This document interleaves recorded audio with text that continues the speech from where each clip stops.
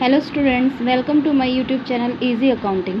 Students, आज हम जो चैप्टर है बात करेंगे उसके अकाउंटिंग इक्वेशंस की, जो कि एक न्यूमेरिकल चैप्टर है। हमने पिछली सभी वीडियोस में अपने थ्योरेटिकल चैप्टर्स किए थे, जिसमें 4 से 5 चैप्टर हमारे हो चुके हैं।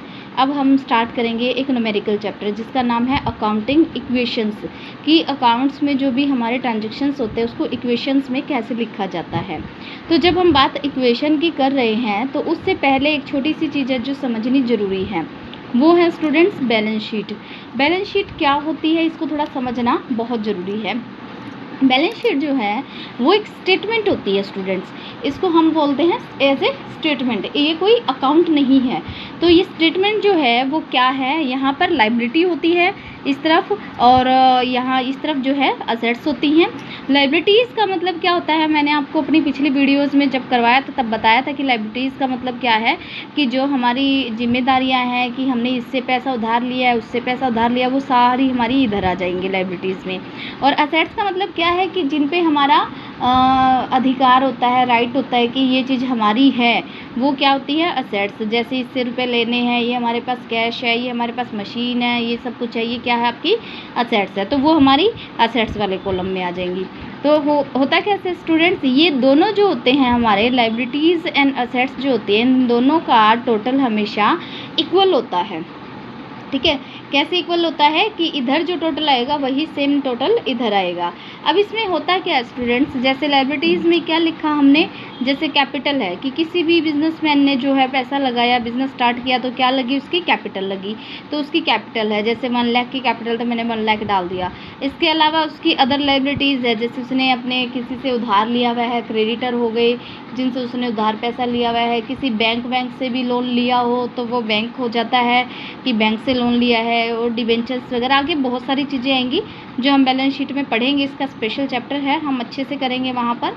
बट अभी आपको नॉर्मली ये चीज़ें समझनी ज़रूरी है कि लायबिलिटीज़ में क्या चीज़ें आएंगी जिनसे हम उधार कुछ लेते हैं, या जो ऐसे बंदे जो हमसे पैसा लेने वाले हैं उनको इधर हम लिखेंगे। ठीक है, जो हमारे जो है क्रेडिटर, मतलब जिनसे जो हमसे पैसा मांग रहे हैं, यानी कि हमने जिससे पैसा उधार लेके बिजनेस में लगाया।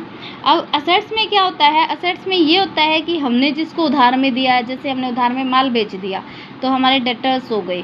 ऐसे ही हमारे पास अगर कैश है तो वो हम यहाँ लिख देंगे, बैंक का बैलेंस है तो वो भी यहाँ आ जाता है, स्टॉक है हमारे पास, मशीन है जितने भी रुपए की, फर्नीचर है, मान लो ये सब मिला के हमारे पास जो है आपका 3 लाख तक का है, तो इसमें क्या हो जाएगा, 3 लाख ये हो गया और 3 लाख इधर, तो इनका टोटल क्या होता है, हमेशा इक्वल होता है। तो अगर हम बात इक्वेशन की करें तो इक्वेशन में इसको कैसे लिखेंगे, assets is equal to liabilities plus capital, यानी कि असेट्स जो है वो किसके बराबर होती है, लायबिलिटीज़ प्लस कैपिटल के बराबर। जैसे कि मैंने इसमें दिखा रखा है कि असेट्स कितनी है 3 लाख की, और लायबिलिटीज़ कितनी है इसकी 2 लाख की थी, तो 2 लाख की हो गई, और कैपिटल कितनी है वहाँ 1 लाख की थी, तो 1 लाख की शो कर दी, तो 3 lakh is equal to 3 lakh. अब क्या है, अकाउंटिंग इक्वेशन करने से पहले हमें कुछ रूल्स करने ज़रूरी हैं, कि कुछ रूल्स है इसके, वो कौन कौन से रूल है, क्या होते हैं। तो देखो यहाँ पर फर्स्ट जो रूल है अकाउंटिंग इक्वेशन का वो ये है, every transactions has at least 2 effect, कि आप कोई भी ट्रांजेक्शन अगर करते हो तो उसके 2 इफ़ेक्ट कम से कम ज़रूर होंगे। 2 इफ़ेक्ट कैसे होते हैं स्टूडेंट्स, जैसे हम क्या करते हैं, लेन और देन, कोई भी ट्रांजेक्शन होगी तो क्या करोगे, एक तरफ क्या होता है कि क्रेडिट, हमने बोला था ना कि यहाँ क्रेडिट और डेबिट होते हैं, तो एक तरफ डेबिट भी होगा। लेन देन जिसे हम बोलते हैं कि एक तरफ लेन होता है तो दूसरी तरफ देन होता है। अब इसमें कौन डेबिट कौन क्रेडिट, ये हम अपने रूल के हिसाब से करेंगे। आगे जब आप रूल करोगे और अकाउंट्स के बारे में समझोगे तो आपको पता चलेगा कि कैसे होते हैं ये।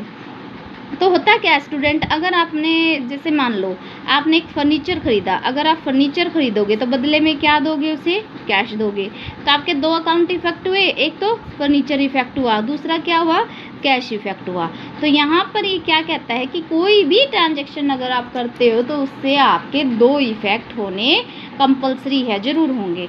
दूसरा जो पॉइंट है, रूल है, वो ये है, every expenses will be deducted from capital and every income will be added to from capital, मतलब टू कैपिटल, कि आपकी जो भी वो होगी एक्सपेंसेस अगर आपके होंगे, कितने भी किसी भी प्रकार के हो, डिस्काउंट हो या कोई आपने रेंट पे किया हो, कोई भी किसी भी रूप का कोई एक्सपेंस हो, वो सारे क्या होंगे, कैपिटल में डिडक्ट हो जाएंगे यानी माइनस हो जाएंगे।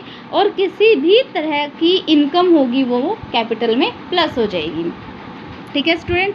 And third and last rule जो है वो है equation shall be should be always matched, कि इक्वेशन क्या होती है, हमेशा मैच्ड होती है, कि इस तरफ का टोटल और इस तरफ का टोटल क्या होगा, हमेशा इक्वल होगा। तो इस इक्वेशन जो होगी वो आपकी क्या होंगी, हमेशा एक दूसरे के इक्वल रहेंगी, यानी कि मैच करती रहेंगी, इक्वली चलती रहेगी। तो स्टूडेंट ये थे 3 रूल आपके इक्वेशंस के, और ये थे आपकी बैलेंस शीट।